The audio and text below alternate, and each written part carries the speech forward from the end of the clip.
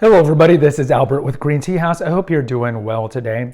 Today we're going to talk about autumnal teas, and most famously pumpkin spiced teas as we enter into the fall season. Now before we begin, I highly recommend you check out a back catalog of episodes, and I'll make sure that I put some up here, but definitely check out the fundamentals of tea, and I'll make sure that I put some up here at the top. All right, so October, most of you guys listening to this are from Texas, so October in Texas could still be 95 degrees, but in general, we think of October, we think of fall, we think of Halloween, and we have the anticipation of cooler weather. Here in Texas, my favorite time of the year is really November, December. You know, it's the anticipation of Christmas and just cooler weather, football's on. You can sometimes, once the cold fronts come in, put on sweaters and caps and all this. And I'm personally not a big fan of heat. I don't like heat. Yeah, it's like, well, Albert, why do you live in Texas? Well, my family's in Texas, but ideally I'd like to retire somewhere like in Washington State. I like cold weather. Now, I used to live in Alaska. I wouldn't go back. You know, I was up there in my mid-20s. I wouldn't go back to a place that's 40 below in the winter, but I just don't like the heat. But a lot of people like the cooler weather, and so what do you drink? Well, in the coffee world, the pumpkin spice latte, of course, is very popular. I would tell you that the large majority of pumpkin spice lattes don't have real pumpkin in it, and they have tons of artificial ingredients, especially if you're going to the well-known coffee establishments to get it. But in the tea world, a pumpkin tea or pumpkin flavored tea is relatively popular as well. So I want to give you some advice as to what to look out for when you're getting these. Now, most of the pumpkin spiced, pumpkin chai, all these things are going to be black tea based.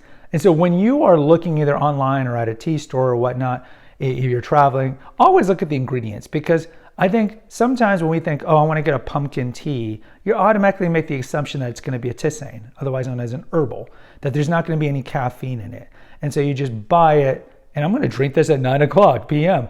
And you buy it and you think, well, it's going to have pieces of pumpkin and maybe pieces of cardamom, maybe some cinnamon to give that spiciness. More often than not, the pumpkin teas are black tea based, and therefore they're going to come from the Camellia sinensis plant, and therefore they're going to have caffeine. Now, there's this misunderstanding that black tea has the most caffeine out of all the different categories of tea from the Camellia sinensis plant. This is simply not true. We have episodes on what are the real determining factors as to what's the caffeine level in a given type of tea, one of the 6 categories of tea. But I will say that if you are sensitive to caffeine and you like the pumpkin spice in a tea, look on the back and make sure that it's not a black tea.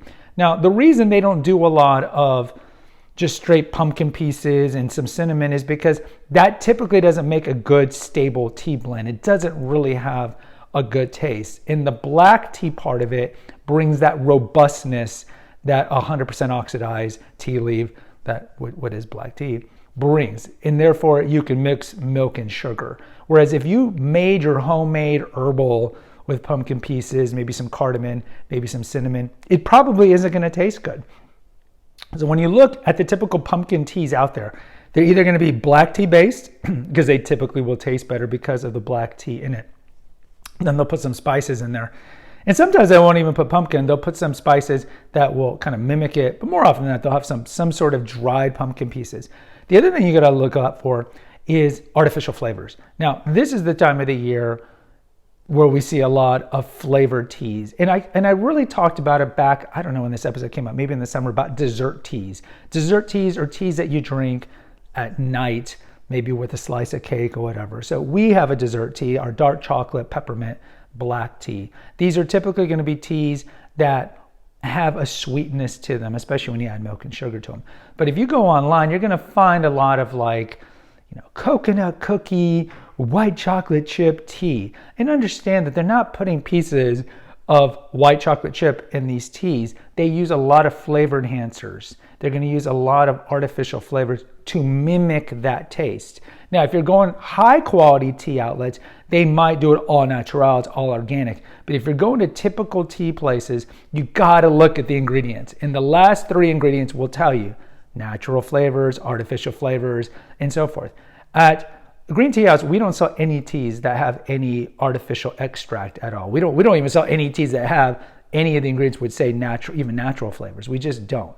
So understand that what they're going to do is, because if they do a tea that is, pumpkin pieces, cardamom, all this, they know it's going to lack that taste. Then they're going to infuse in all these artificial flavors, even though they might call them natural flavors, in the tea to mimic that taste. And so if you're one of those kind of eat green kind of people who want to stay organic and clean, just understand that those are going to be in the ingredients. So if you're looking for a pumpkin tea, lots of times the pumpkin tea are going to be black tea based, or you might find rooibos, because we talked about how rooibos, or red tea, commonly spelled and mispronounced rooibos, but rooibos is a great base for a lot of the dessert teas because rooibos has a natural vanilla flavor, and it is not caffeinated, so you can drink it at night.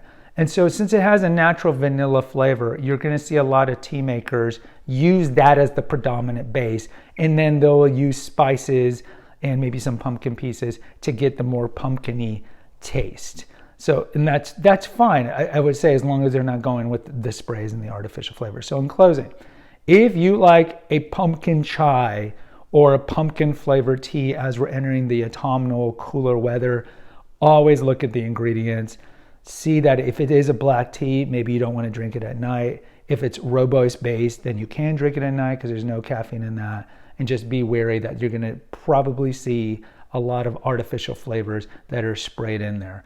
And if you want to stay away from the artificial flavors and you're wanting a more natural taste, then understand that you might not find a really good pumpkin chai. Guys, post in the comments, do you like pumpkin tea, pumpkin spice tea as we enter the cooler years?